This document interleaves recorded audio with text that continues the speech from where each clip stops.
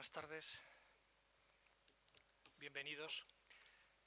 Estamos aquí en un nuevo encuentro de diálogos con la literatura en el siglo XXI y vamos a hablar de la literatura de autoficción. ¿Ahora? ¿Sí? ¿Mejor? Sí.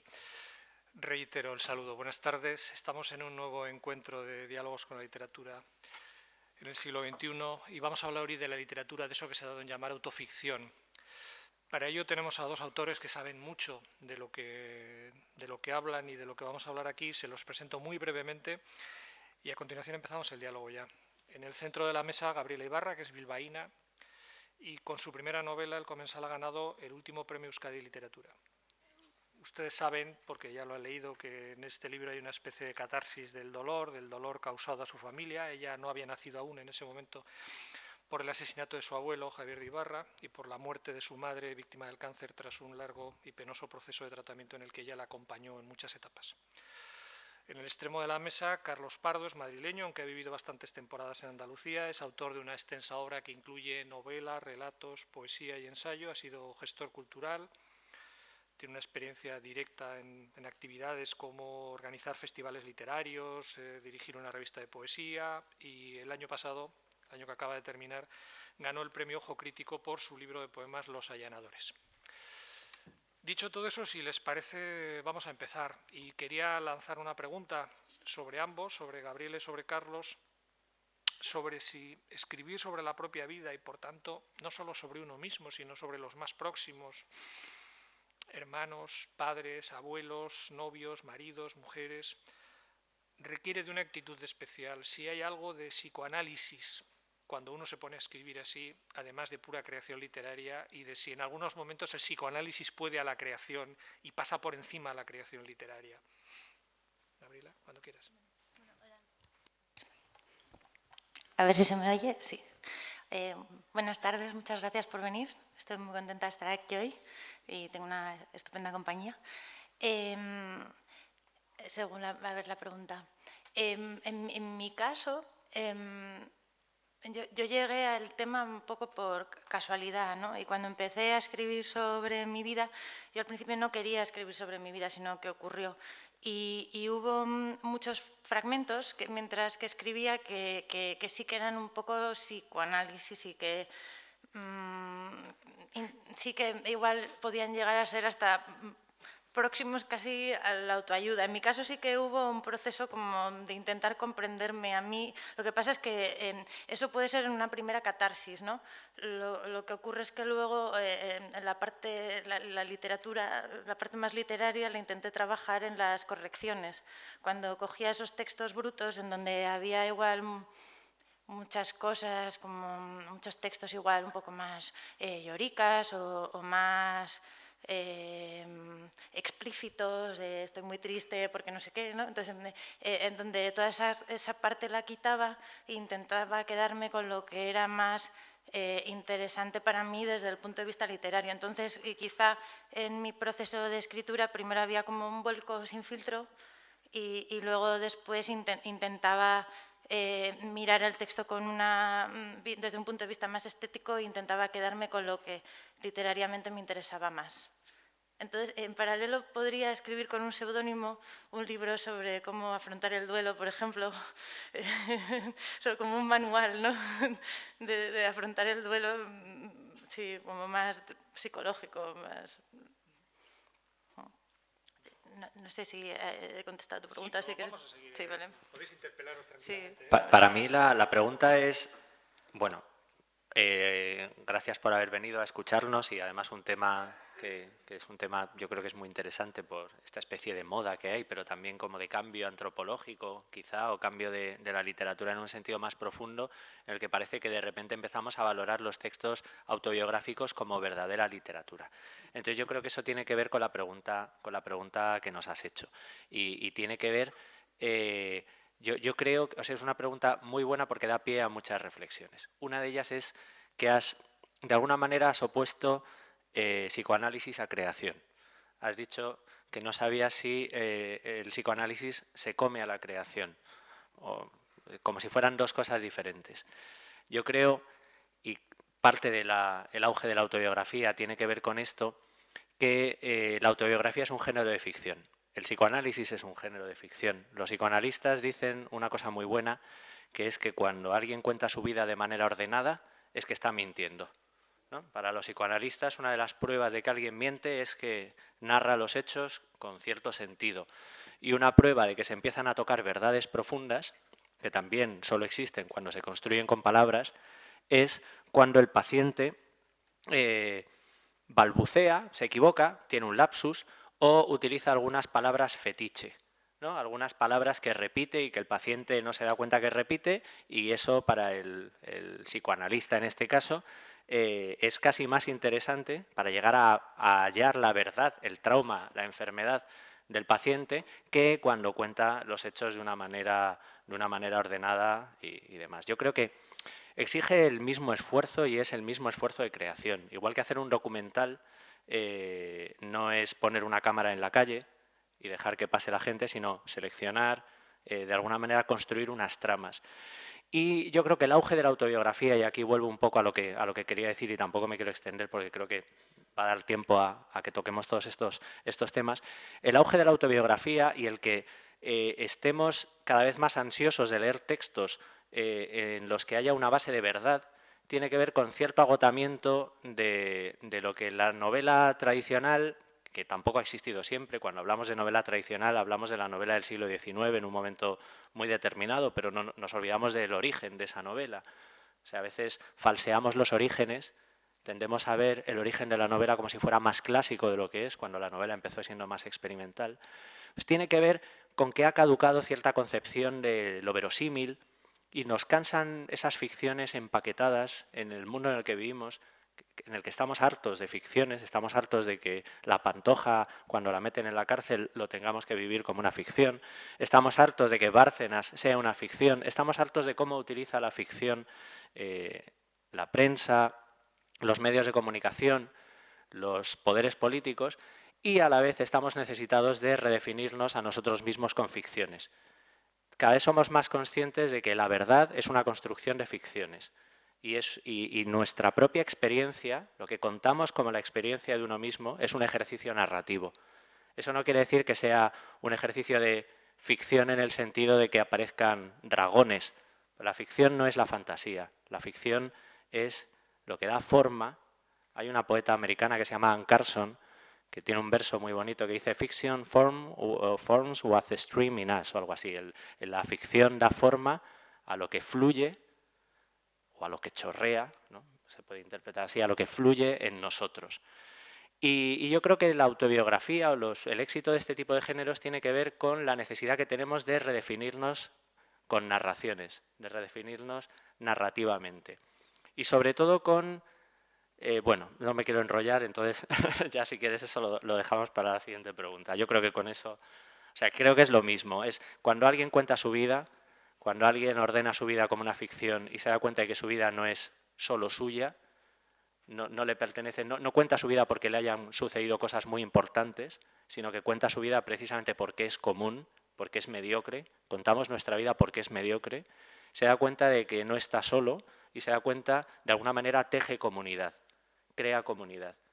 Y cuando uno cuenta sus penurias, incluso las de su familia, y a veces piensa que su familia le va a ningunear o se va a cabrear porque de repente su hermano fulanito sale citado de tal manera y demás, lo que está haciendo es un ejercicio de crear tejido comunitario. Y aquí esto llevaría a otro tema, que es por qué en las sociedades católicas como la nuestra, la confesión, no el psicoanálisis, sino la confesión, ha estado prohibida y por qué tiene tan mala prensa la literatura autobiográfica. Pero ya no me enrollo. Al hilo de lo que habéis dicho los dos, yo quería plantearos una cosa. A ver, si al final no es todo un problema de rótulos, me explico. Si alguien publica un libro y en alguna parte de la pasta pone memorias, se entiende que los lectores le van a exigir verosimilitud, pruebas, digamos, de que lo que está diciendo es verdad y se va a creer toda aquella parte que sean hechos objetivos. Quizá las justificaciones, las digresiones sean otra cosa, ¿no? Pero lo que son hechos objetivos se lo va a creer. Si de ese mismo libro le quitamos la palabra al rótulo memorias, lo publicamos en otra colección literaria que no sea de memorias, que sea de novela, solamente eso convierte todo lo que hay dentro de ese libro en ficción? Yo es que creo que los dos son de ficción, ponga memorias o ponga novela, porque siempre va a ser una construcción. Sea por muy pegado al dato que quiera ser esa persona, siempre va a ser su visión, su punto de vista y la construcción que él ha hecho de la realidad para darle su sentido personal. Entonces, y además, si tú contrastas esas memorias de esa persona con los otros personajes, pues con su mujer, con sus padres, con sus hermanos, le van a, siempre seguro que dicen que no están de acuerdo con algo, que eso no ocurrió así, que eso que él dice que pasó realmente no ocurrió de aquella manera. Entonces, yo es que quizá no soy una persona a la que las etiquetas le importen mucho, no sé si eso es bueno o es malo. Entonces, a mí, por ejemplo, que digan que el comensal es una memoria o es una novela, que me daría igual. Creo que sigue siendo la misma historia y siempre ficción. Pero eso tiene algún efecto en el lector. Entiendo que os dais cuenta los dos de que si yo, lector, leo este libro y pone memorias, lo leo con una actitud diferente y un punto de vista diferente, el texto, que si está publicado en una colección de narrativa. Esa es la gracia, esa es la utilidad que tiene la autoficción, que es un término que a mí tampoco me gusta demasiado. Tiene gracia porque juega al equívoco, pero es que la novela siempre ha jugado al equívoco. O sea, la novela, el origen de la novela, ¿qué es el origen de la novela? ¿Cuál es? El Quijote, por ejemplo, un libro donde los propios protagonistas pasan por en un lugar, de repente encuentran su propio libro publicado. ¿Eso qué es? Eso es un juego de espejos en el que de alguna manera de lo que está hablando es de que los límites entre ficción y realidad son imprecisos si no son la misma cosa. De hecho, la locura del Quijote es una locura literaria e incluso como ya simplemente como psique del propio personaje ya cuenta de cuánta ficción está hecho un personaje. ¿Cuándo es más el Quijote? ¿Cuándo es más cuerdo el Quijote? ¿Cuando está loco? De alguna manera, o sea, porque en este juego, por ejemplo, que hay de dos visiones del mundo que hay entre Sancho y el Quijote, ¿no? Esa decepción que siente Sancho al final cuando el Quijote pierde la locura, ¿no? Y de alguna manera, para que viviera, exige esa locura. Eso tiene un alcance mucho mayor de lo que parece y juega siempre al equívoco. De hecho, cuando se publicó el Quijote, pues el Quijote no era un libro de alta literatura. La alta literatura eran otros géneros, ¿no? Él estaba incluso acomplejado, el propio Cervantes, de haber tenido tanto éxito con un libro menor, una novela. ¿Qué es una novela? Una novela es el género que surge cuando se quiere romper con la jerarquía de los géneros, ¿no? Cuando se quiere romper con la jerarquía de la tragedia, la comedia, de las cosas estrictamente separadas. ¿Cómo empiezan las novelas? Pues empiezan con equívocos, empiezan, por ejemplo, con confesiones, empiezan jugando a ser confesiones. El Lazarillo de Tormes, ¿qué es? Es una confesión, es una carta. Las novelas del género epistolar, la novela sentimental del siglo XVIII, ¿qué son? Son cartas. La novela siempre ha jugado a esa ficción, a ese simulacro de realidad.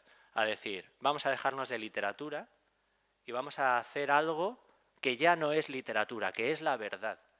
Y la gente se lo cree, ¿no? De alguna manera se lo cree. Y si luego uno ve la evolución, por ejemplo, que tienen las confesiones o los géneros ya más estrictamente memorialísticos o que se han considerado memorialísticos a lo largo de la historia de la literatura, se da cuenta de que es un camino que va paralelo al de la novela y va tocándose continuamente y enlazándose. O sea, la novela de formación alemana, que es en muchos sentidos parece autobiográfica, muchas veces se confunde con la autobiografía del propio narrador. Pienso en Anton Reiser, de Carl Philipp Moritz, o Enrique el Verde, de Gottfried Keller. Son libros que están influidos precisamente por la picaresca española, por el modelo de la picaresca española. La picaresca surge o se desarrolla cuando el Concilio de Trento prohíbe a los católicos que hablen de su propia vida, si no hay un cura delante, ¿no? Tienen que hablar, contárselo a un cura. La confesión, el autoexamen está prohibido. Pero en los países protestantes se empieza a desarrollar el autoexamen. No sé, o sea, no sé si me estoy yendo por las ramas, pero lo que quiero decir es que esa confusión lleva siglos existiendo. Yo La vida de Diego de Torres Villarroel es una autobiografía y a la vez es un libro de ficción. Cuando alguien cuenta su vida es una ficción también. ¿Qué pasa? Que la verdad no son hechos objetivos. Si la verdad fueran hechos objetivos, pues no existiría ni la filosofía, ni existirían las discusiones, ni existiría el derecho. ¿Por qué el derecho es interpretativo? Porque los hechos objetivos y puros no existen. En el momento en el que alguien construye un relato, está tomando un bando, de alguna manera, está tomando partido. Lo interesante que tienen las autobiografías, ahora este auge de las autobiografías o de las novelas autobiográficas, es que de alguna manera obligan a que esa misma duda la tenga el lector, que el lector sea consciente de que lo que le están contando él tiene que desconfiar. Ese pacto el pacto autobiográfico que llamaba un teórico de la literatura francés, decía, no, las autobiografías, hombre, hay un pacto, que es que llegaba al final de un sesudo ensayo, llegaba a la conclusión de que lo único que diferencia una autobiografía de una novela es que la autobiografía se podía demostrar jurídicamente. Pues hombre, si este hombre hubiera estudiado Derecho, a lo mejor se volvía, en vez de filología, se volvía loco y se daba cuenta de que el derecho también es una gran ficción. Pero lo que quiero decir con esto es, y lo siento que me voy un poco por las ramas, es que lo que espera la autobiografía y lo que espera la ficción que juega con estas formas biográficas o con la verdad y los hechos, la novela que juega con el documento, que juega con el periodismo y demás, es que el lector sea consciente de que la verdad no son hechos objetivos, sino que se construye en común. Es decir, que alguien dé su punto de vista es la posibilidad de que el lector le discuta. La literatura ya no es esta cosa que viene de arriba y se suelta y te la tienes que tragar tal cual. No es un libro que cuando lo cierras se termina y te vas a tu casa ya tan tranquilo, porque has vivido como el ciclo de la experiencia idealista, la catarsis, sino que te vas incluso discutiéndole cosas, ¿no? Y te vas diciendo, bueno, esto es así y no es así. ¿Hasta qué punto es de esta manera? Entonces sospechas. Y desde esa sospecha yo creo que se construye una razón común que tiene mucho más interés desde mi punto de vista que la verdad objetiva en la que no creo. No sé, perdona, se me va un poco así me voy a abstracciones, pero creo que son abstracciones que son importantes también para entender por qué de repente se han puesto de moda tantos libros autobiográficos, que yo creo que es algo más importante que la moda. Estamos necesitados de verdades, de veracidad, de comprobar qué es lo veraz, cómo se construye la verdad. Y además que no solo ocurre en la literatura, ¿no? O sea, en la tele también lo que mejor funciona de repente es la telerrealidad. Claro. Lo que más consumimos en Internet son redes sociales que son vidas de personas, ¿no? O sea, es que sí que es algo que se ha ido más allá de la literatura. Y luego hay otra cosa que es que coincide también con todo lo contrario, porque vivimos en una época en la que el avance va de la mano de la enfermedad o del retroceso, ¿no? Y de repente la gente se pone a explorar en su intimidad, pero también es como una cultura del narcisismo total. Es la cultura del selfie, donde todo el mundo quiere quedar bien, y a la vez es la cultura de autoexámenes, donde uno desde luego no queda bien. Y es la época de la telerrealidad, como dices, pero también es la época de esto que ahora llaman posverdad, ¿no? Que es el adorno, la falacia que acompaña a la verdad. Es decir, cuando Esperanza Aguirre de repente sale diciendo que al PP le ha fallado el relato, ¿no? ¿Qué quiere decir? Al PP le ha fallado el relato. ¿Qué relato? ¿No? ¿Serán los hechos? Pues no. Acabáis de referiros a un tema al que os iba a preguntar precisamente. Decís eso del selfie, ¿no? El selfie de verdad y el selfie metafórico, ¿no? Esa idea de quedar bien en el retrato, ¿no? De hacer un relato que nos haga quedar bien. Cuando se aborda un relato novelístico en el que el protagonista se llama Gabriela o se llama Carlos, y que sabemos que los lectores le van a poner inmediatamente la cara, si os conocen porque os conocen y si no porque van a ver la solapa, a ver el retrato del personaje. Supongo que la actitud a la hora de escribir es muy distinta que si el personaje se llamara Mercedes o se llamara Luis. y por tanto no hay esa asociación inmediata, aunque algunas cosas coincidan, aunque el lector más avezado diga, uy, estas cosas que cuenta Gabriela de este personaje que se llama Mercedes, ¿cómo se parecen a la vida de Gabriela? O estas cosas que cuenta Carlos de este personaje que se llama Luis, ¿cómo coincide con alguno? Bien, pero digamos que la identificación no es directa e inmediata. Cuando los personajes se llaman como uno mismo y les pasan las cosas que de manera pública le han pasado a uno mismo, la actitud cuando escribís y habláis en nombre de un personaje que se llama Gabriela o que se llama Carlos, ¿cómo es? Porque no puede ser la misma que cuando pones en boca de otro personaje otra cosa, o cuando retratas a otro personaje distinto, ajeno, que puede ser de tu familia, que puede ser un amigo, un conocido o alguien que pasa por el relato y que cumple una función, la que sea. Supongo que tiene que ser muy distinto. ¿Cuál es la actitud cuando estáis escribiendo de vosotros mismos? Y sabiendo que os van a mirar a la cara por lo que habéis dicho. Bueno, y es que en mi caso escribí con muchísima inconsciencia, porque yo no pensaba que se iba a publicar el libro. Yo lo escribí para mí. Luego resulta que se publicó, pero en todo momento sí tenía muy presente, no tanto por mí, hombre, siempre te da un poco de pudor según qué cosas contar, ¿no? Pero uno elige qué cuenta, o sea, se centra en determinados temas y elige dónde quiere profundizar, y si hay algo que le da mucha vergüenza o no quiere que se sepa sobre él, pues no lo cuenta, ¿no? Pero sí que es verdad que no hay que ponerse muchas censuras, porque si no, pues el relato se queda como no cuentas nada. Pero yo lo que para mí fue más difícil el cómo tratar, más que a mí, porque contar lo mío, pues bueno, yo decidí hasta dónde se contaba, cómo se contaba. Para mí lo más difícil fue hasta dónde contar de los demás. Y siempre intenté contarlo con el mayor respeto posible, ¿no? Lo que ocurre es que lo que para mí puede ser muy respetuoso, para otra persona puede ser la mayor falta de respeto del mundo.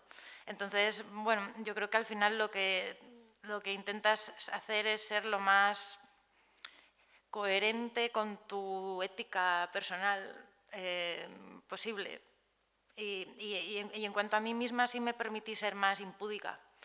Pero bueno, no cuento, bueno, es que tampoco considero que en mi vida haya nada así que sea súper escandaloso, ¿no? Que si se sabe pues acabo en prisión o algo así. Entonces, no sé, yo conté todo lo que consideraba que era necesario por el bien de la historia. Pero precisamente la gracia que tiene, por ejemplo, tu novela es la contención respecto a la narradora. Tú cuentas tu vida, pero no le das importancia. O sea, lo bueno que tiene tu novela, una de las virtudes, es que lo que es un autoexamen no es narcisismo exhibicionista, ¿no? Es una de las típicas críticas que dice, esto es literatura narcisista, exhibicionista.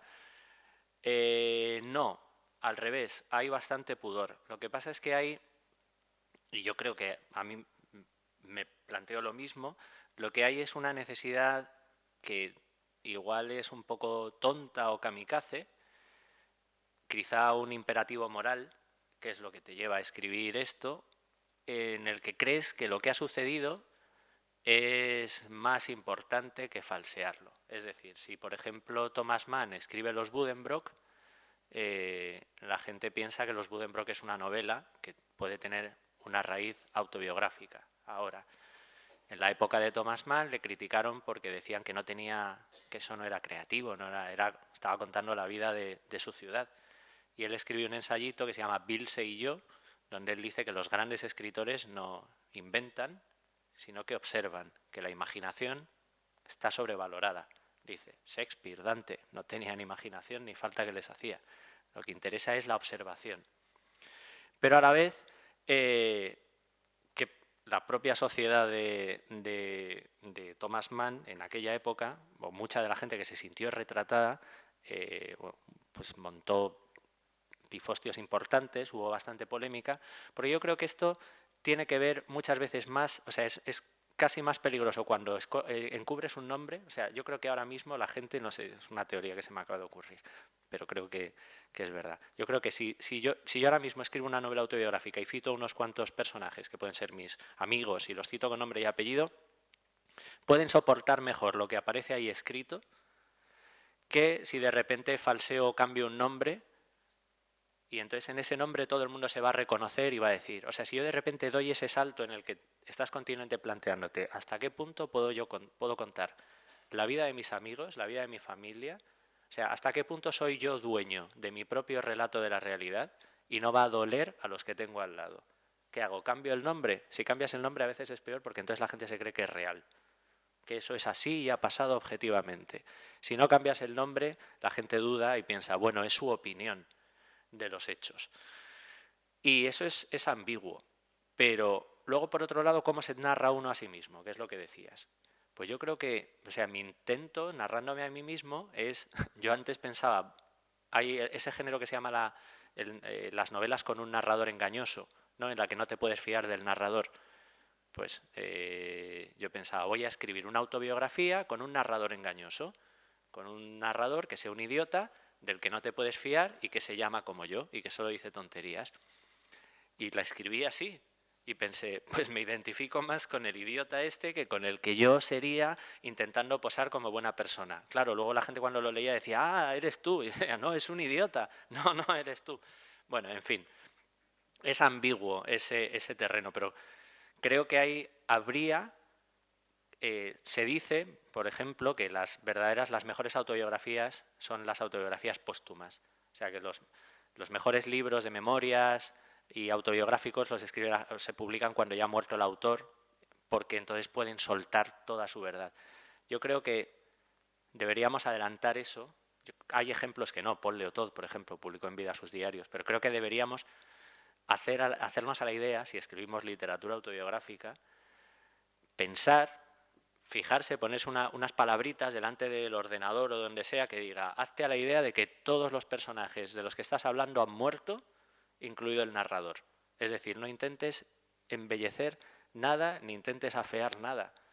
Intenta respetar las circunstancias. Yo creo que si te dedicas a esto, a la literatura autobiográfica, es porque en el fondo tienes una especie de fe religiosa en las circunstancias, en querer salvar las cosas que han pasado. Eres un elegíaco, o yo qué sé.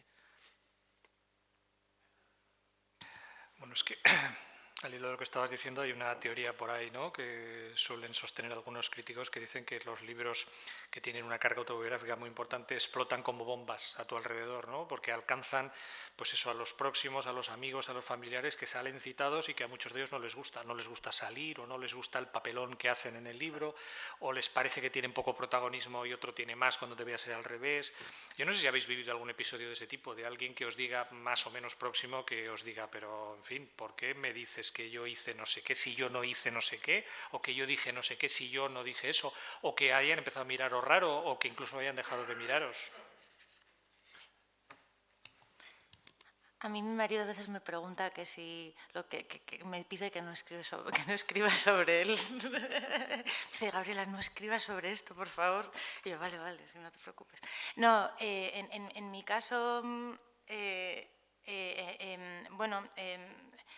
la persona a la que más le impresionó fue a mi padre, ¿no? A mi alrededor, en mi familia, pues ha habido distintas maneras de recibir el libro. Yo entiendo que son temas muy personales y cada uno, además, son temas muy dolorosos y cada uno, pues, procesa el dolor de manera diferente. Sobre todo en el caso de la historia de mi abuelo, ¿no? Pues para muchas personas el reabrir esa herida que creían ya cerrada, pues simplemente porque yo aparezca en una entrevista, o sea, igual han elegido no leer el libro la mayoría, ¿no? Pero el mero hecho de que yo vuelva a aparecer, que aparezcan los medios y citándolo y tal, pues para ellos eso ya solo es doloroso, y para mí es duro, ¿no? Que pensar que algo que a mí me hace bien o que siento que es importante contar para otras personas pueda ser algo doloroso.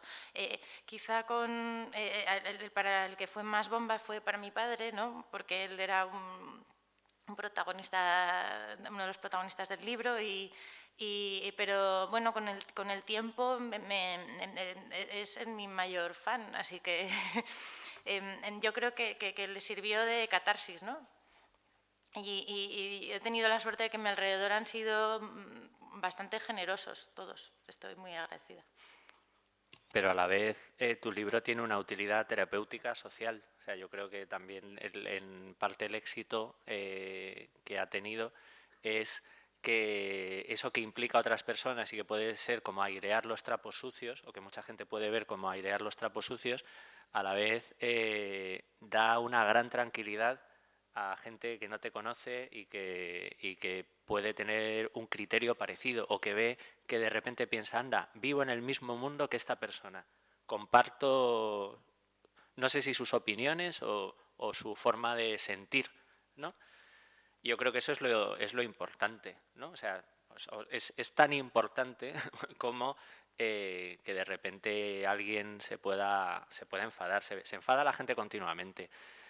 Las familias, ¿por qué las familias son esa especie de quilombo o de polvorín? Pues porque continuamente hay proyecciones sobre lo que es la realidad de muchas personas distintas. Yo con mi último libro, El viaje a pie de Johann Sebastian, pensé que ya me había librado, que iba a poder contar tranquilamente lo que era la historia de mi familia, entre otras cosas porque tuvimos que cuidar entre los hermanos a mis padres mayores, entonces yo pensé, este es un libro aburridísimo, solo me interesa a mí, no tiene ningún interés para nada, pero para mí es terapéutico y además, jolín, soy el pequeño, pero cuido a mi madre, ya tengo derecho a hacer valer mi voz, ¿no? Yo voy a contar las cosas como creo que son, por qué hemos llegado a esta ruina, ¿no? ¿Qué ha pasado en la familia? E intenté no contar tampoco trapos sucios y demás, sino contar las cosas de la manera más, pues bueno, elegante posible. Y bueno, después de eso uno de mis hermanos me dejó de hablar, por ejemplo. Pero claro, piensas, jolín, o sea, y es uno de los hermanos que otra gente y otros amigos suyos dicen, ah, qué guay la novela, qué bien quedas, eres el único que queda bien.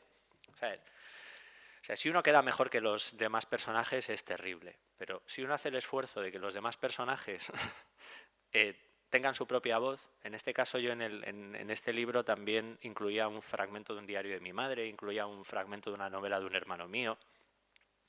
No sé, un hermano estuvo en un psiquiátrico, igual le daba vergüenza que lo contara, obviamente hay que pedir permiso, ¿no?, para estas cosas, pero siempre es una cosa, o sea, es una cuestión muy complicada y si no lo haces sabiendo a lo que te arriesgas, pues o sea, obviamente hay gente a la que le va a hacer daño. En mi primer libro yo lo escribí muy ingenuamente, bueno, yo llevo escribiendo poesía mucho tiempo, pero cuando de repente la poesía se me quedó como, no sé, no me encontraba ahí, tenía una pulsión autobiográfica que tenía que escribir en otro registro y escribí la primera novela, que era Vida de Pablo, hablaba de amigos y de mi relación con mi mujer en Córdoba. Yo la escribí, claro, en mi casa solo y pensaba que eso no le iba a interesar a nadie. Era un poco lo tuyo, no lo pensé para publicarlo. Luego lo mandas a una editorial, lo publicas y tú ya estás en tu mundo. Yo luego en Córdoba recuerdo gente que me llamaba inmoral por la calle. Decía, inmoral. ¿Y quién te va a llamar inmoral? Pues lo peor es que te llama inmoral el borracho que tiene tu edad del bar, que llevas aguantando toda tu vida, dándote la chapa un día tras otro y que le has cuidado y le has protegido y demás, al final es el que te llama inmoral. No sé, es un ejemplo. O sea, que da igual. hay que exponerse a la crítica y hay que exponerse a que estas cosas son versiones de los hechos y sobre todo son un ejercicio de hacer valer una voz común. Y como tal hay que verlo.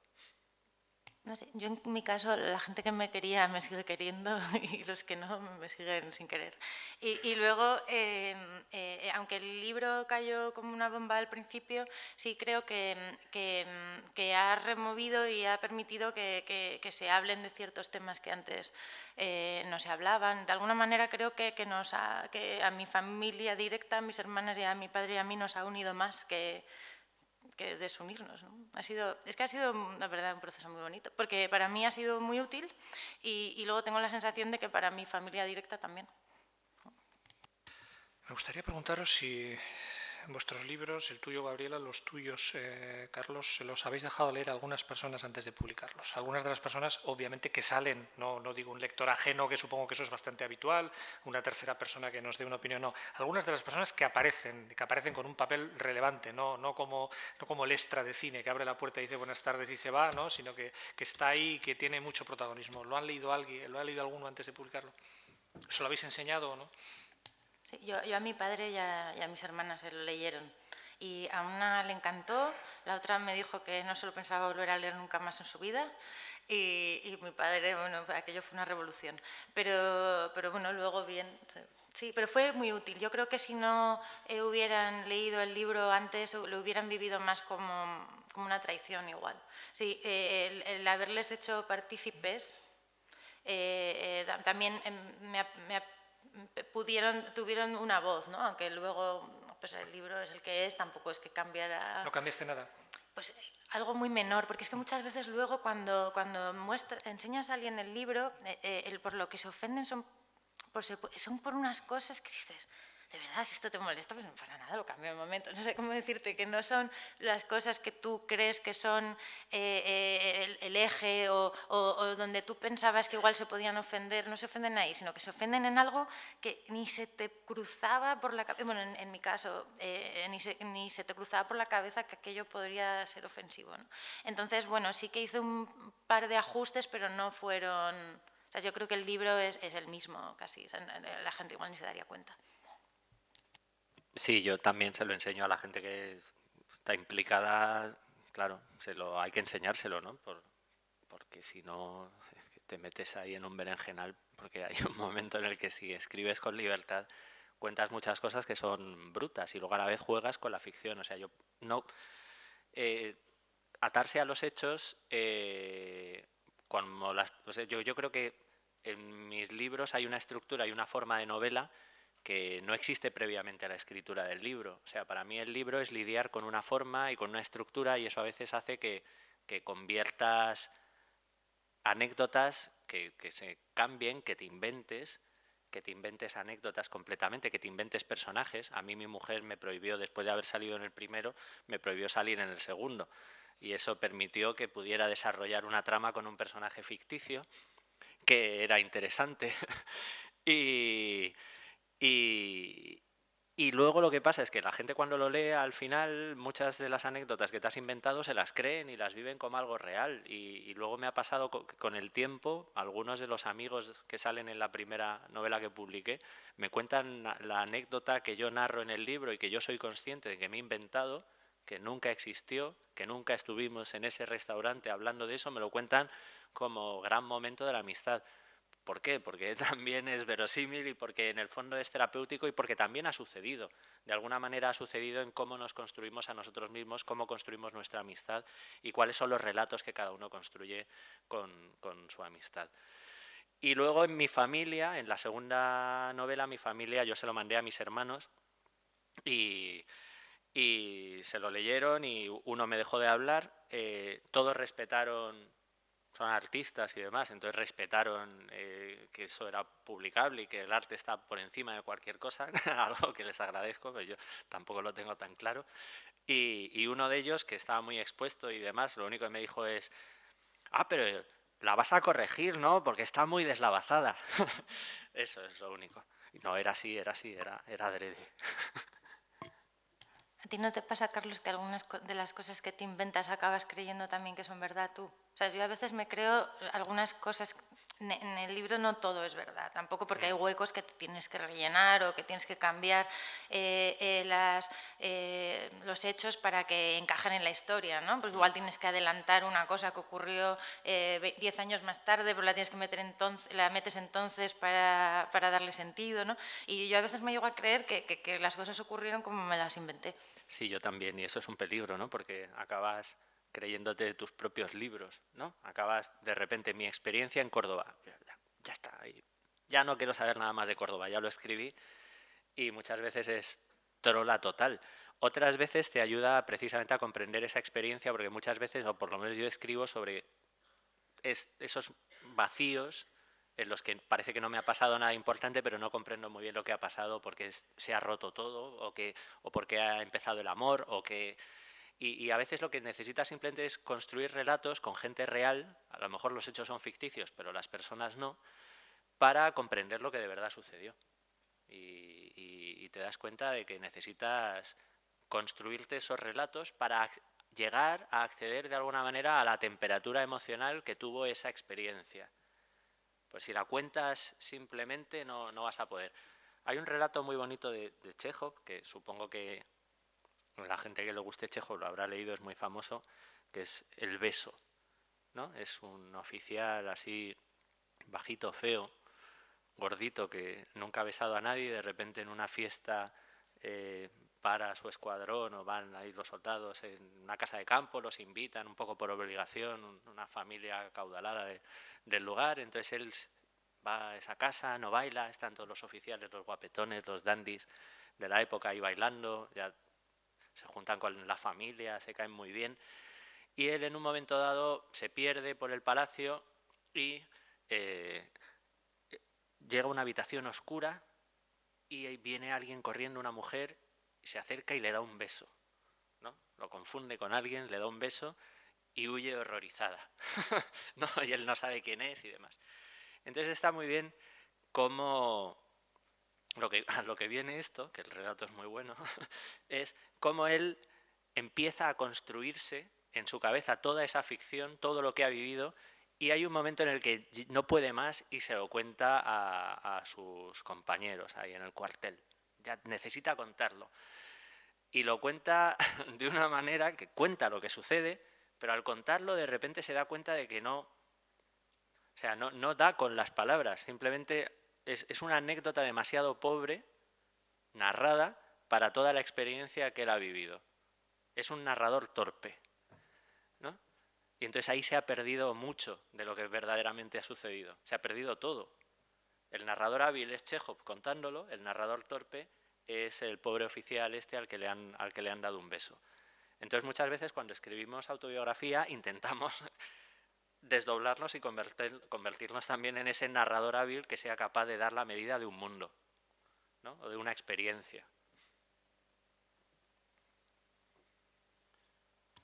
Cuando estabais hablando de que a ti una hermana te dijo que no quería volver a leer nada de eso, a ti un hermano te dejó de hablar, igual le estáis dando la razón a esos autores de autoficciones clásicos que deciden que se publique tras su muerte y tras la muerte de todos los que salen, porque es verdad que así se evita, es decir, así es uno absolutamente libre y se evita que, salvo a título póstumo, que le dejen de hablar, ¿no? Porque bueno, algún daño colateral los libros han tenido. Supongo que tu hermana, bueno, eso se dice, no voy a volver a leer nada, pero termina y tu hermano se le pasaría y no estaría, no te habrá vuelto a hablar, supongo, desde entonces. Pero bueno, hombre, es verdad, supongo que una cierta congoja en el alma queda, ¿no? De decir, a ver, la que he liado, ¿no? Pero, o sea, lo más importante de mi vida, que es mi familia, la gente con la que vivo y tal, de pronto les he dañado, ¿no? Supongo que eso tiene que marcar un poco, tiene que dejar un sabor muy amargo también, ¿no? En mi caso yo creo que era una bomba necesaria, que no se podía haber tenido tanto tiempo un trauma como fue el del asesinato de mi abuelo metido en el congelador, ¿no? O sea, no podíamos vivir como si aquello no hubiera ocurrido nunca. Entonces, yo creo que fue necesario contarlo y aunque tuviera este efecto negativo, yo creo que es que muchas veces las cosas aunque a veces hay que pasar por un poco de sufrimiento, no sé cómo decirlo, para llegar a algo bueno, ¿no? Entonces, no sé, yo creo que eran temas que hacía falta que se contaran y que hablaran y hablarlos, ¿sí? Así que no creo que hubiera sido bueno haber esperado a que me hubiera muerto. Y lo que pasa es que hay que aceptar la responsabilidad. O sea, hay que hacerlo con responsabilidad. Hay que saber que, bueno, que el riesgo que se tiene, pero a la vez volvemos al psicoanálisis. Si tú consideras que hay un trauma no solo familiar, sino un trauma social, tienes que contarlo. Y en mi caso familiar, pues es que somos una familia que mis hermanos eran músicos de rock y de familia venida menos. Entonces, al ver narrada la experiencia familiar como si fuéramos una familia mediocre, porque yo considero que somos una familia mediocre y creo que la mediocridad es una virtud, entre otras cosas, la originalidad está sobrevalorada, y como todo en el libro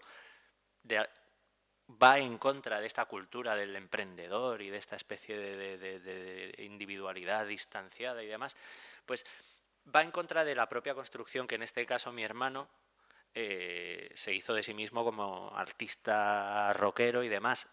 Va en contra de mí mismo también, va en contra de los mitos con los que nos hemos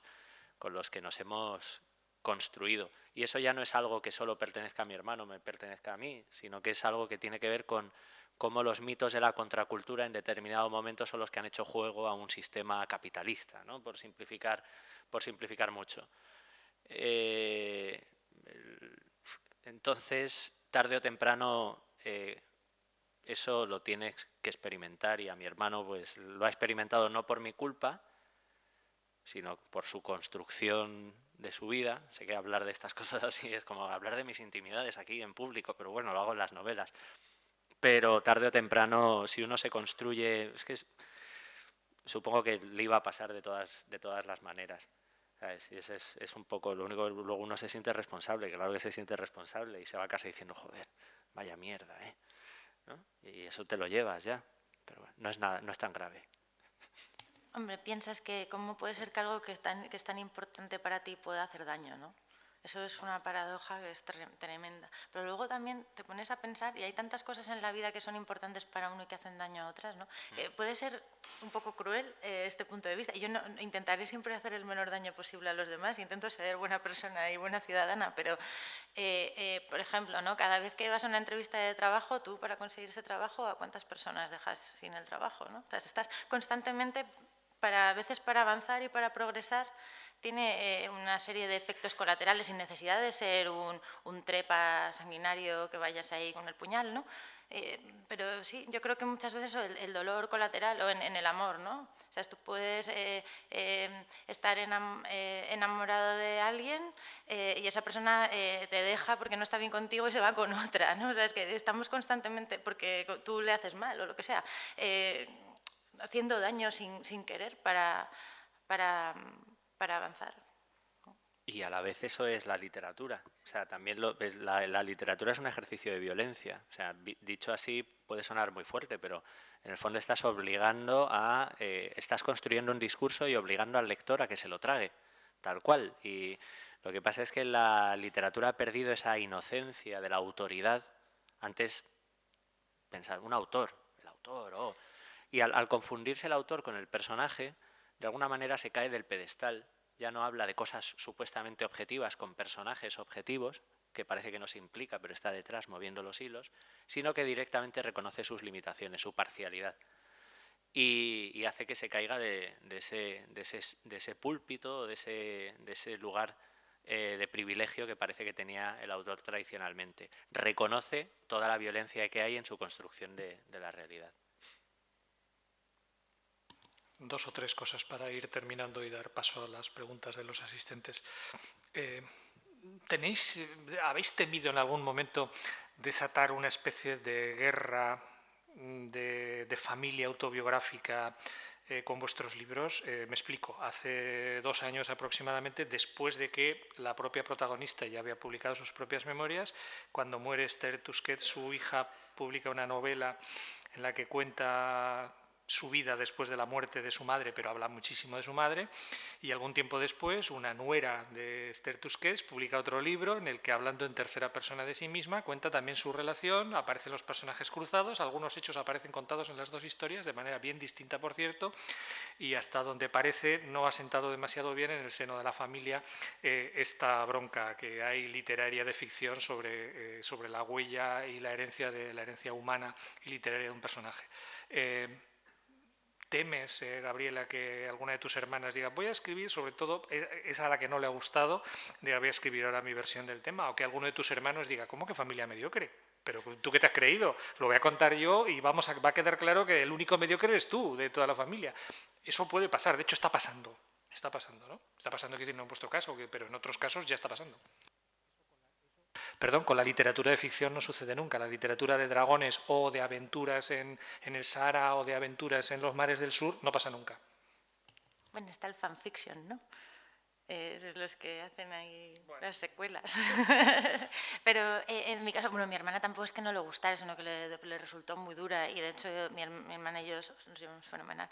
Pero En mi caso, a mí no me importaría nada que o mi padre o tengo una hermana que es poeta y si mi hermana decide escribir algo sobre mi abuelo o sobre mi madre o mi padre, me parecería estupendo porque es que serían otros libros radicalmente diferentes porque lo contarían desde su lugar, desde su punto de vista y nunca lo vería como una guerra, como un enfrentamiento. Hombre, también es con qué actitud decidan escribirlo, ¿no? Si es un libro que diga, pues voy a escribir este libro contra mi hermana, pero claro, probablemente ese libro, si lo escribes con esa actitud, no te vaya a salir muy bien, ¿no? Entonces, si lo escriben desde un lugar auténtico, porque ellos realmente sienten que tienen algo importante que contar acerca del tema, que probablemente tanto mi hermana como mi padre lo tengan, y un día se animan a escribirlo, a mí me parecerá estupendo y enriquecedor. Sí, por supuesto. Si a la gente que le gustan las autobiografías y demás, y a los que nos gustan las autobiografías, por ejemplo, de poetas, poetas anglosajones de los años 20, 30, 40, hay muchos que cuentan una misma cena en casa de los Sitwell, en Nueva York, y hay como... lo vas leyendo por separado, ¿no? Los vas leyendo por separado, pero estaría bien hacer un libro solo de cómo narran esa cena que fue tan importante en determinado momento, en los años 40 en Nueva York, porque lo narra Dylan Thomas, lo narra Spender, lo narra un poeta al que llaman... Había un sudamericano, un moreno sudamericano, que es un nicaragüense que es Coronel Urtecho, un gran escritor, también lo narra él luego en sus propias memorias. Es interesante. Claro, tiene que ver con yo lo que intentaba decir antes de la razón común. O sea, que la verdad es un ejercicio común, no es una cosa de uno solo. Pero yo creo que más allá de incluir el género en una cuestión de novelas sobre familias que hayan podido ponerse de moda o no, yo lo que creo es que esto se lleva haciendo desde hace mucho tiempo, y que gran parte de las novelas que interpretamos como novelas ahora serían leídas como autoficción. En busca del tiempo perdido, ¿qué es? Es su biografía en clave de ficción, experiencias reales, personajes transmutados y con una defensa de lo autobiográfico. Es como una falsa autobiografía, es lo que ahora llamarían autoficción. En ciertos momentos, El hombre sin atributos de Musil, autoficción. El Ítalo Svevo, La conciencia de Zeno, autoficción. Los libros de Robert Balser que tienes ahí, autoficción. Thomas Berger, autoficción. Peter Hanke también. O sea, Naipaul, Natalia Ginsburg. Hay 800.000 libros que han jugado con eso y que juegan precisamente con el agotamiento de las formas de la verosimilitud o del concepto de verosimilitud de cierta novela del siglo XIX, o sea, del artefacto idealista, de la novela que parece un mundo cerrado. Y es algo que, bueno, que tiene mucha más potencia que contar simplemente lo que le pasa a tu familia. O sea, tiene muchísimas más opciones y más posibilidades.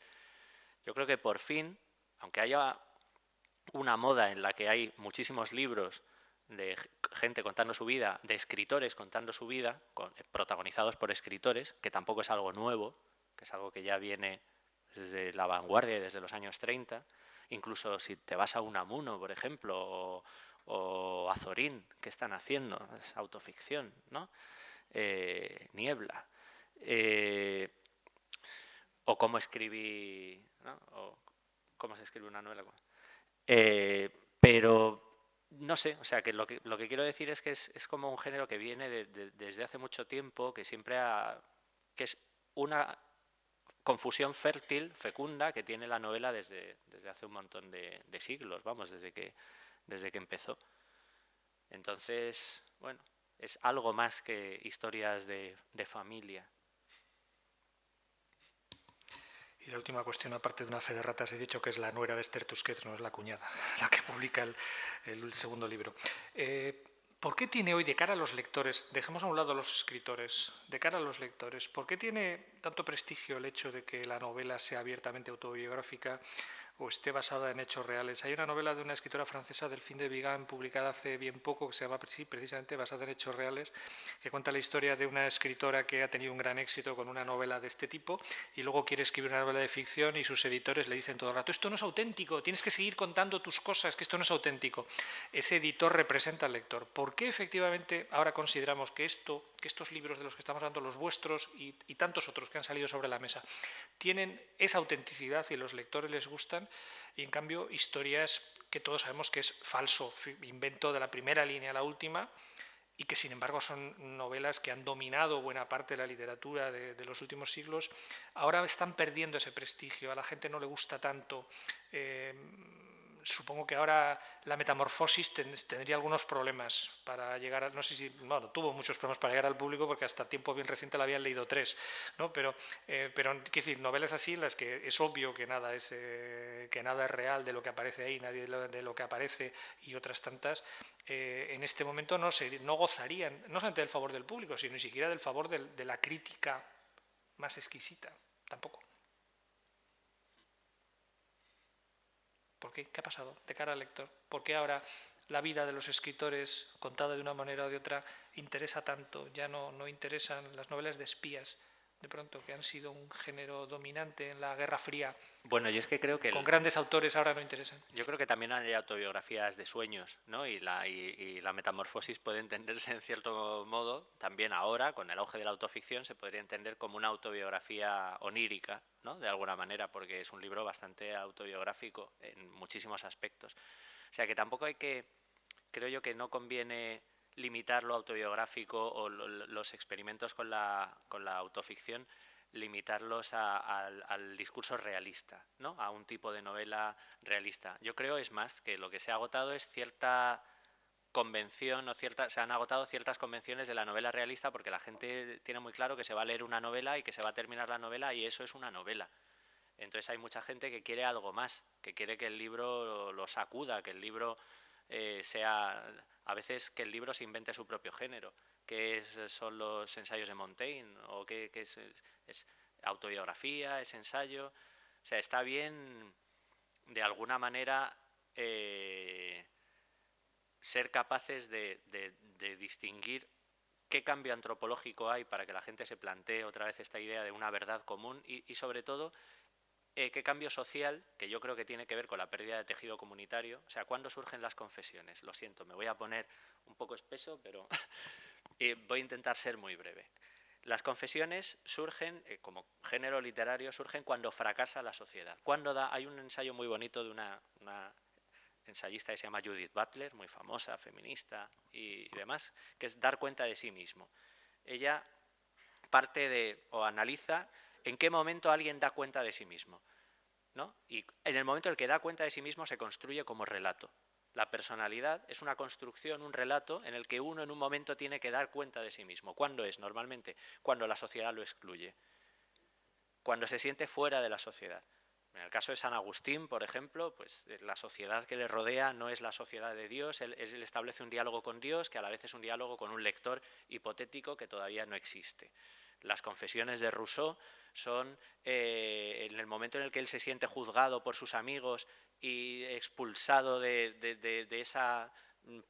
porque era demasiado sensible y sus amigos eran malvadísimos, aunque uno lee las confesiones de Rousseau y piensa, joder, vaya mal bicho, pobre Diderot, qué buena persona.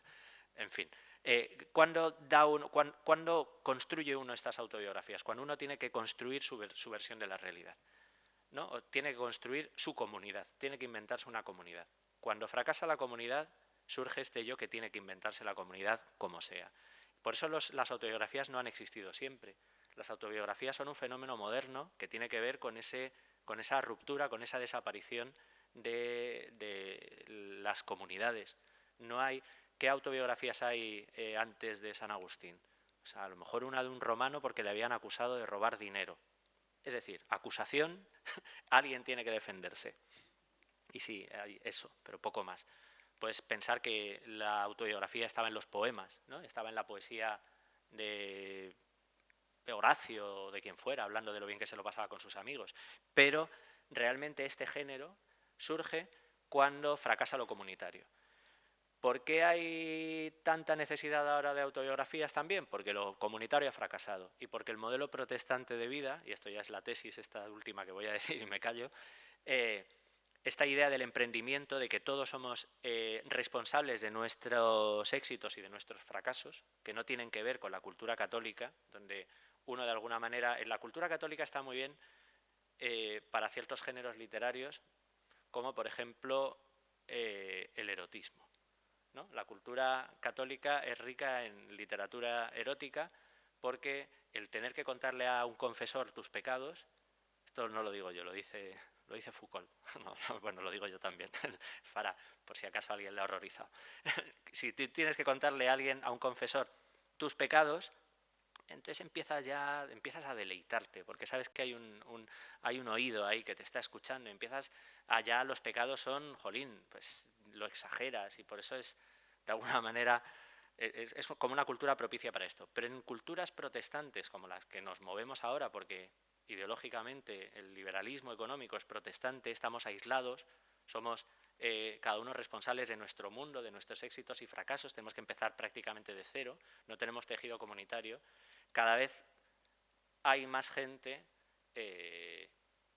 preguntándose o escribiendo precisamente para tener un lugar del que partir, aunque sea su propio nombre. Y hay un montón de gente leyendo esos libros donde hay alguien como ellos con el que se pueden identificar.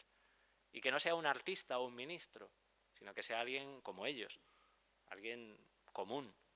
No sé.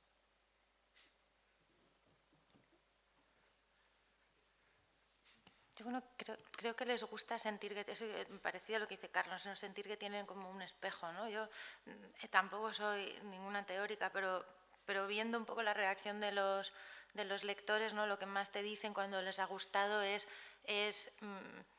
que me he sentido muy identificada, o también yo veo a veces que sienten como que si tú te confiesas, ellos encuentran un lugar para proyectar sus propias historias que tienen como escondidas, ¿no? O sea, es muy habitual cuando alguien me da la enhorabuena por el libro que debajo me pongan una historia así de larga sobre su vida en relación al libro, ¿no? Entonces, de alguna manera sí que buscan como es una forma de terapia también, no sabría cómo decirlo. Estas novelas tan autobiográficas, cuando hay una confesión, te devuelven una confesión. Entonces igual buscan confesarse de alguna manera, aunque estén leyendo, sí, pero es raro, pero sí, proyectan mucho sus historias. Y luego huir del estereotipo, porque vivimos también en un mundo que está lleno de estereotipos y que de repente alguien cuente su vida y no sea un estereotipo da una gran tranquilidad, ¿no? O que no sea el discurso asimilado, ¿no? El que pasa por realidad, el discurso que ya nos han... En tu libro es evidente en la parte política, pero también en la parte familiar, o sea, cómo poder narrar estas cosas sin dramatismo y sin recurrir al cliché, ¿no? Sin recurrir al cliché de lo que tienes que sentir en cada momento. Entonces ahí eso libera, es liberador, no sé. Sí.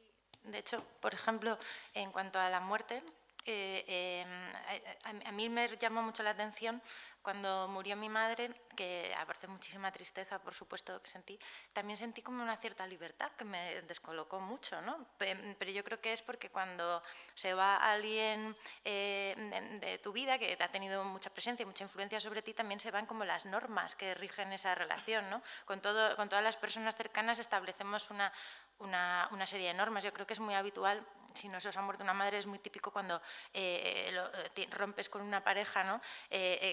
Si a esa persona le molestaba que hicieras ruido por la noche, que por la noche te pongas ahí a dar golpes, que pases por toda la casa, hagas mucho ruido, ¿no? Como todas esas normas de repente se caen y da como una sensación de libertad, ¿no? Este tío no está ahora ya conmigo, pero yo puedo moverme aquí por toda la casa, aunque sean las 3 de la mañana. Y mucha gente me ha contado eso, por ejemplo, es como un tabú, ¿no? Tú no puedes decir que te sientes un cierto alivio a veces y cierta libertad cuando se ha ido alguien a quien adorabas y quien querías y que, ¿no? Esa parte de alivio. Y ha habido algunas personas que me han confesado sus pequeños alivios, ¿no? Hubo una chica que había perdido a su madre muy joven, como con 12 años, y me contó, bueno, ahora ya es una señora, me contó que que en su diario, durante los días después a la muerte de su madre, escribía: siento mucha paz, ¿no? Entonces, sentir como paz o sentirte bien después de una muerte puede resultar incómodo, ¿no? Entonces, sí es verdad que si te sales del cliché, de repente hay personas que dicen: pues esto que yo creía que era tan raro que me pasaba, resulta que le pasa a más gente, ¿no? Entonces, es que tu libro es un libro es un libro de duelo, en el sentido también de una de las virtudes que tiene la literatura, que es el acompañar, ¿no? Y es el acompañar a morir. En este caso, son los libros que no te señalan lo que tienes que pensar y lo que tienes que hacer, sino que te acompañan, ¿no? Que es una de las grandes virtudes literarias. Entonces, eso lo único que te hace es comprender cómo funcionan las cosas, y eso no puede dar más que tranquilidad, aunque sea la muerte de tu madre, ¿sabes? Aunque sea... Hay un momento en el que comprendes cómo funcionan las cosas y eso da tranquilidad. Y eso lo puedes lograr con la buena literatura, ¿no? O sea, no sé, a mí me tocó hacer la reseña de su libro cuando no nos conocíamos, y leí su libro y me fascinó, y hice, yo creo que fue la primera reseña que salió no fue la primera, ¿no? Entonces pensé, qué bueno, qué bueno. Y entonces realmente, o sea, a mí me gusta mucho tu libro. Y creo que tiene esa virtud, que tiene la virtud de que de repente comprendas que alguien te cuente su vida que no tiene nada que ver con la tuya, que parece que son sus problemas privados, pero que tú comprendes, te da una especie de tranquilidad del comprender, no sé si comprender o aceptar, aceptar, comprender, disfrutar incluso del sentido del mundo, de las cosas. O sea, hay como un sentido, de repente parece que las experiencias tienen sentido, y supongo que esa es una de las funciones también de la literatura. Muy bien, muchas gracias a ambos. Tenemos 10 minutos aproximadamente para las preguntas que ustedes deseen hacer. Les ruego, por favor, que las preguntas sean concretas para que podamos tener tiempo para varias. Para varias son algunas, no ninguna.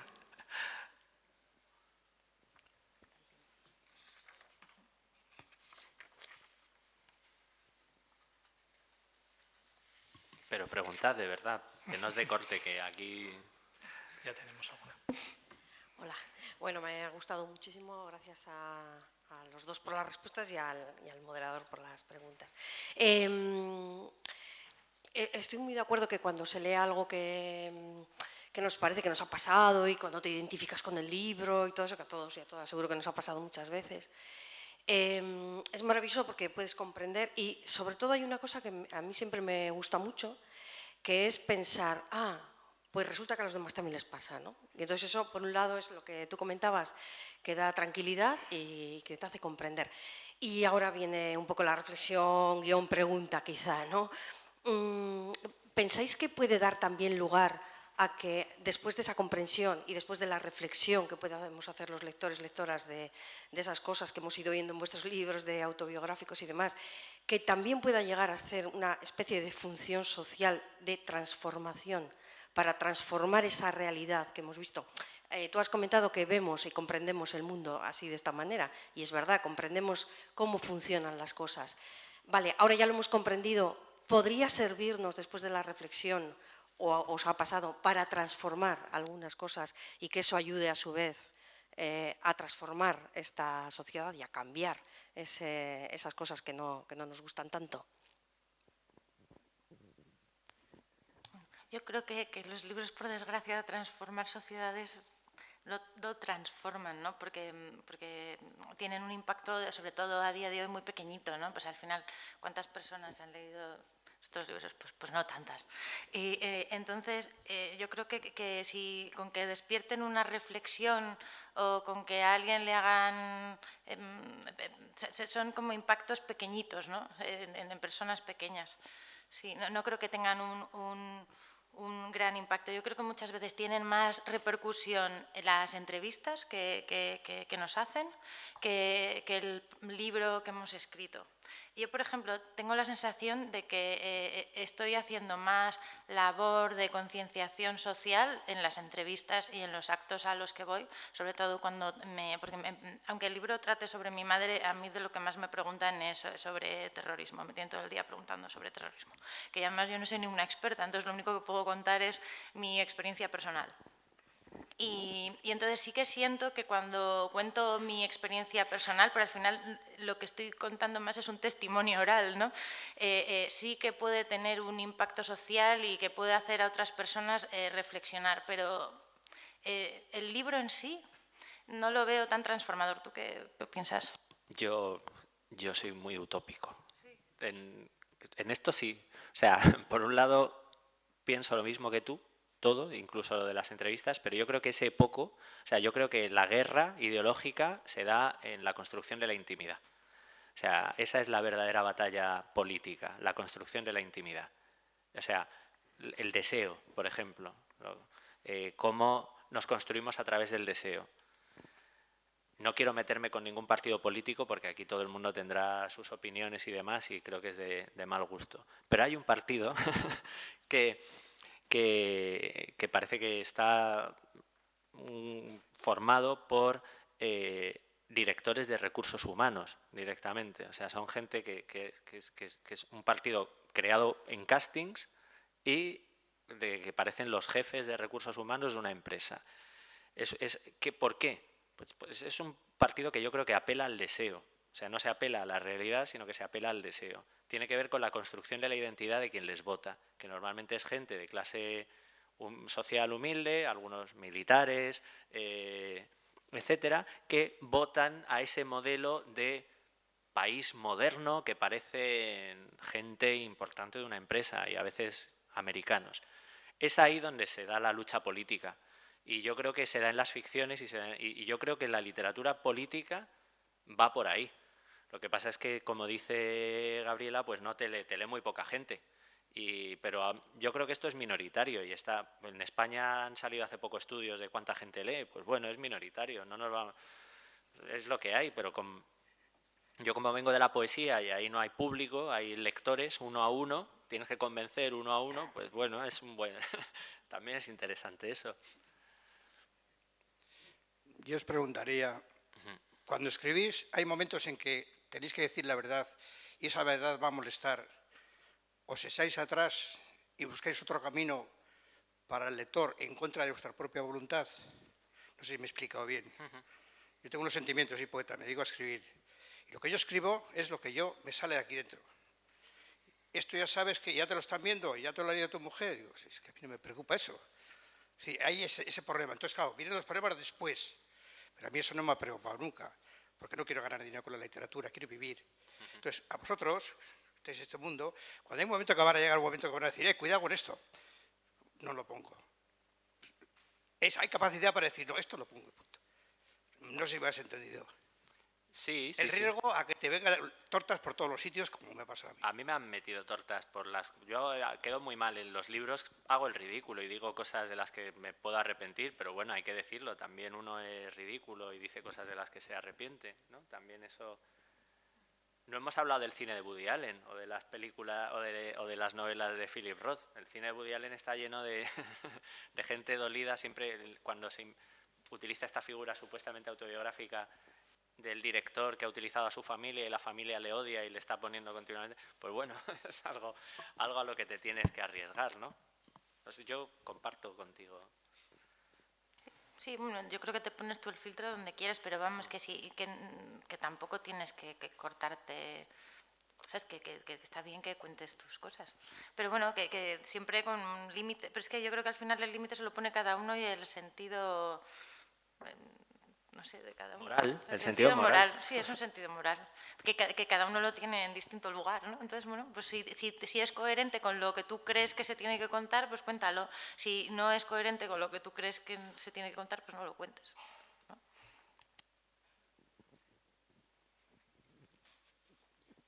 Tiempo para una más, si les parece. Era respecto a la pregunta anterior y a la contestación anterior, que yo sí creo que hay una influencia en la transformación social en los libros y en el cine.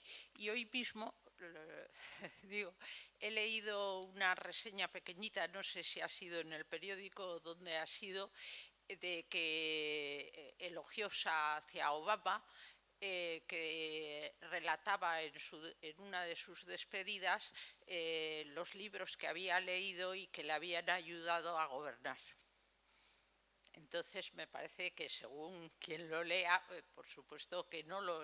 además, esto de decir que ahora se lee poco, yo no lo veo así, es mi opinión. Yo creo que se lee bastante, incluso las bibliotecas, y que tiene bastante interés en estas charlas, que también es verdad que yo no sé si más o menos, pero que las charlas estas ayudan mucho a transformar y a modificar ciertas ideas. Yo pienso lo mismo que tú. Y además, con que sea una sola persona, es como cuando vas a dar una conferencia, lo estábamos hablando antes, y solo hay una persona en el público, y eso te sienta mal. Pues no, o sea, una persona es muy importante.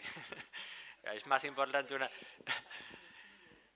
es mucho más importante una persona que una masa abstracta. Entonces, llegar a una masa abstracta no arraiga, llegar a una persona arraiga. Ahí está, no sé, ahí es donde se hacen las cosas, no sé. Sí, yo creo que puede transformar, pero como es pequeñito, ¿no? Y va despacito, y va poquito a poco. Es decir, que no creo que haya, de repente sale un libro y que sea un giro copernicano, ¿no?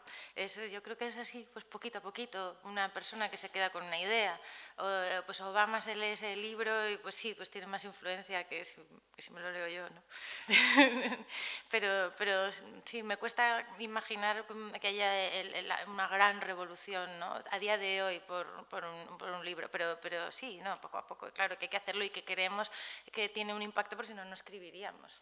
Y luego está muy bien que la literatura esté un poco pasada de moda. O sea, lo anacrónico, lo pasado de moda, tiene una fuerza política mucho más... Es lo único que se resiste a la dictadura un poco del imperio de la actualidad. O sea, vivimos como que tenemos que pensar lo mismo y tener los mismos gustos. Pues que de repente haya géneros anacrónicos, incluso la poesía, o que esa labor de resistencia yo creo que es mucho más importante de lo que parece. O sea, ese elogio de lo que está pasado de moda, no de lo vintage, ¿no? Y todas estas reactualizaciones descafeinadas de cosas del pasado, sino verdaderamente lo que ha sido dejado de lado. Como la literatura, que lee mucha gente, lee mucha más gente que antes, claro, porque también hay mucha más gente en el mundo, pero no sé. Muchas gracias a ambos. Muchas gracias a todos ustedes y esperamos verlos por aquí en la próxima cita de este ciclo. Muy buenas tardes y no pasen ustedes mucho frío, que creo que hace bastante en la calle.